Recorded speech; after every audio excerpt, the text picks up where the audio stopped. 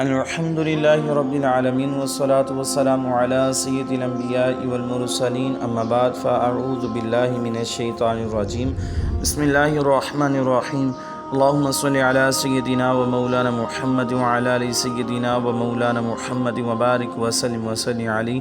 تمام تعریفیں اللہ وحدہ لا شریک کے لیے ہیں جو تمام کائنات کا خالق اور مالک ہے۔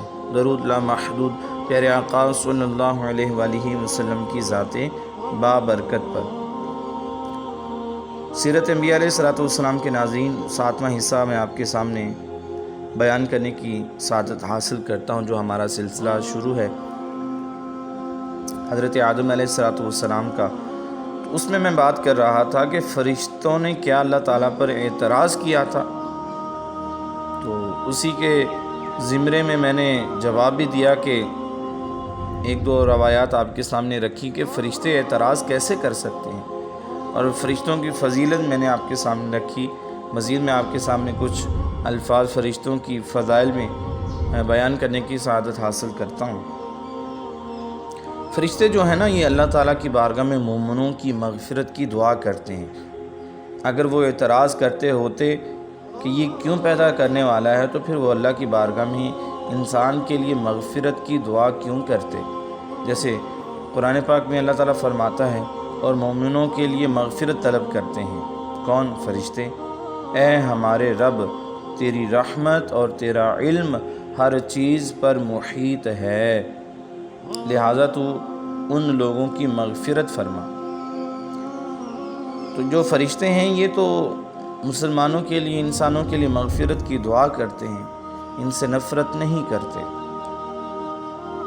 ایک اور بزرگ فرماتے ہیں کہ اللہ تعالیٰ کے بندوں میں سے مومنوں کے سب سے بڑے خیر خواہ جو ہیں وہ ملائکہ یعنی کہ فرشتے ہیں۔ اللہ تعالیٰ کی مخلوق میں سے مومنوں کا سب سے بڑا جو دشمن ہے وہ شیطان ہے۔ مطلب انسان کا جو خیر خواہ ہے وہ فرشتہ ہے، اور انسان کا جو سب سے بڑا دشمن ہے وہ شیطان ہے۔ اور جو میں نے آیت مقدسہ پڑھی نا، جو پہلی میں نے آیت مقدسہ بھی جو آپ کے سامنے میں نے اس کا ترجمہ بیان کرنے کی سعادت حاصل کی، تو آپ فرماتے ہیں، ایک بزرگ فرماتے ہیں تفسیر میں کہ لوگوں نے اس کا معنی کیا سمجھ لیا۔ فرماتے ہیں کہ اس آیت سے بڑھ کر امید والی کوئی آیت نہیں۔ بے شک اگر ایک فرشتہ بھی تمام مومنوں کی مغفرت کی دعا کر دے تو اللہ تعالیٰ ان کو بخش دے گا۔ تو اس وقت اللہ تعالیٰ کی مغفرت کس قدر عام ہوگی جب تمام فرشتے اور پھر حاملین عرش مل کر مومنین کے لیے استغفار کریں گے۔ جو اللہ تعالیٰ کے جن فرشتوں نے عرش کو اٹھا رکھا، اتنا بڑے ہیں کہ پاؤں کے زمین آخری زمین کے حصے پہ ہیں، اور سر جو ہے ان کا عرش سے بھی بلند ہے۔ اتنے بڑے جو فرشتے ہیں وہ بھی مومنین کے لیے مغفرت کی دعا کرتے ہیں۔ ابھی میں اس کی مزید آگے بات کروں گا۔ تو ایک بزرگ ہیں، جب ان کے سامنے یہ آیت پڑھی گئی نا، وَيَسْتَغْفِرُونَ لِلَّذِينَ آمَنُوا، ابھی میں نے ترجمہ پڑھا تھا، تو ان کی آنکھوں میں آنسو جاری ہو گئے۔ انہوں نے کہا کہ اللہ تعالیٰ اپنے بندوں پر کس قدر کریم ہے۔ مومنین اپنے بستروں پر سوئے ہوئے ہوتے ہیں اور فرشتے ان کے لیے مغفرت طلب کر رہے ہوتے ہیں۔ اس سے بڑھ کر اور کون مسلمانوں کا، ایمان والوں کا خیر خواہ ہو سکتا ہے؟ ایک بزرگ فرماتے ہیں، میں کہتا ہوں کہ فرشتوں کی جو دعا کی قبولیت کی وجہ ہے، اس کی دو وجوہات انہوں نے بیان کی کہ ان کی دعا رد نہیں ہو سکتی۔ نمبر ایک کہ اللہ تعالیٰ ہر اس بندے کی بات کو مانتا ہے جو اس کی بات مانتا ہے۔ تو فرشتے جو ہیں وہ تو ہمیشہ اللہ تعالیٰ کی بات مانتے ہیں، تو اللہ تعالیٰ ان کی بات کو کیسے رد کر سکتا ہے؟ تو فرمایا کہ جب دعا کرنے والا مجھ سے دعا کرتا ہے، یہ قرآن کے الفاظ ہیں، تو میں اس کی دعا قبول کرتا ہوں، تو وہ بھی تو میری دعا بات جو ہے وہ مانتا ہے۔ فرشتے اللہ تعالیٰ کے ہر حکم پر عمل کرتے ہیں، اسی لیے اللہ تعالیٰ بھی ان کی دعا ضرور قبول فرمائے گا۔ اب فرشتوں کی یا تو اللہ تعالیٰ کی تسبیح ہے، عبادت ہے، اطاعت ہے، یا حکم کی تعمیل ہے، اور اگر وہ رب سے کچھ مانگتے ہیں تو وہ نبی کریم صلی اللہ علیہ وآلہ وسلم کی بارگاہ میں طواف کے لیے حاضری کی دعا کرتے ہیں، اور جس کو ایک دفعہ حاضری 12 گھنٹے کے لیے ملتی ہے، دوبارہ اس فرشتے کی باری نہیں آئے گی، اتنا فرشتہ ہے۔ پھر وہ فرشتے آپ صلی اللہ علیہ وسلم کی امت کی جو لوگ ہیں ایمان والے، ان کے لیے مغفرت کی دعا کرتے ہیں۔ تو ہمارے سب سے جو بڑھ کر خیر خواہ ہیں وہ ملائکہ ہی تو ہیں۔ اور پھر دوسری وجہ بزرگ فرماتے ہیں کہ فرشتے ہمارے پس پشت ہمارے لیے دعا کرتے ہیں، اور جو غائب کے لیے دعا کی جائے اس کی قبولیت زیادہ متوقع ہوتی ہے۔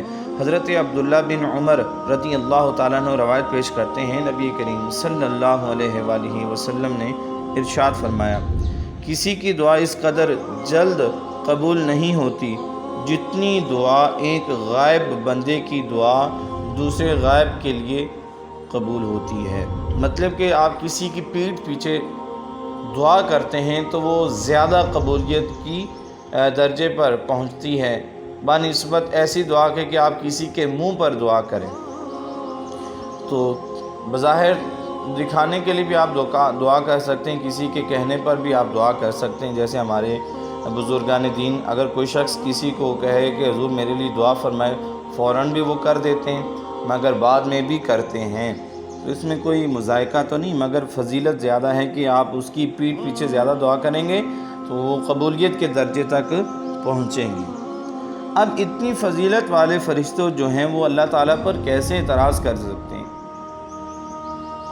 کوئی شخص اس آیت کو پڑھے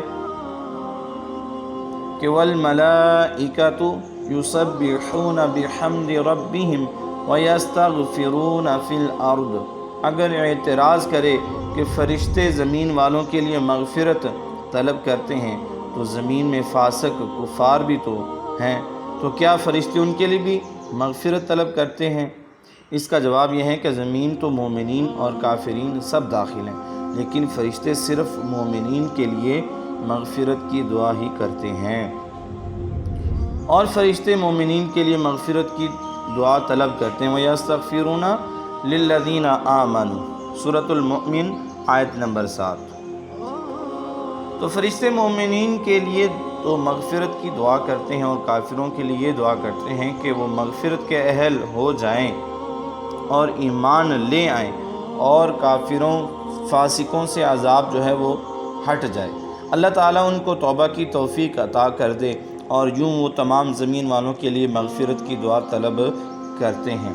مومنین کے لیے مغفرت طلب کی دعا جو ہے وہ کرتے ہیں، فاسقوں کے لیے، فاسق کسے بولتے ہیں؟ جو اعلانیہ طور پر گناہ کرنے والا ہے، فاسق کے لیے توبہ کی توفیق کی دعا کرتے ہیں کہ مولا جی جو گناہ کرنے والے ان کو توبہ کی توفیق عطا فرما۔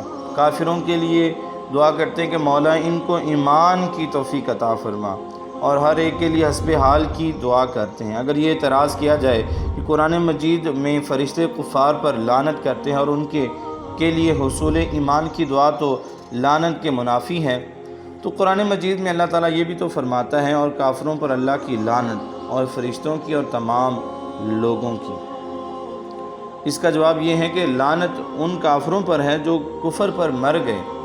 یہ پوری آیت اس طرح قرآن مجید میں ہے، جس کا ترجمہ میں آپ کے سامنے پیش کرتا ہوں۔ بے شک حق لوگوں نے کفر کیا اور وہ کفر پر ہی مر گئے، انہی پر اللہ کی لعنت ہے، اور فرشتوں کی اور تمام لوگوں کی۔ خلاصہ یہ ہے کہ مردہ کافروں پر فرشتے لعنت کرتے ہیں، اور زندہ کافروں کے لیے ایمان کی اور سلامتی کی، ایمان وہ لے آئیں ان کی دعا کرتے ہیں، اور مومنین کے لیے مغفرت کی دعا کرتے ہیں۔ تو معنی یہ ہوا کہ جو فرشتے ہیں یہ ایمان والوں کے لیے بے حد ہی ان کے لیے فائدہ مند ہیں، اور ان کی بے حد محسن ہیں کہ ان کے لیے دعائے مغفرت کرتے ہیں۔ نبی کریم صلی اللہ علیہ وآلہ وسلم نے ارشاد فرمایا کہ اگر کوئی مسلمان کسی کے لیے کچھ بہت بہتر کر سکتا ہے تو اس کے لیے دعا کر سکتا ہے۔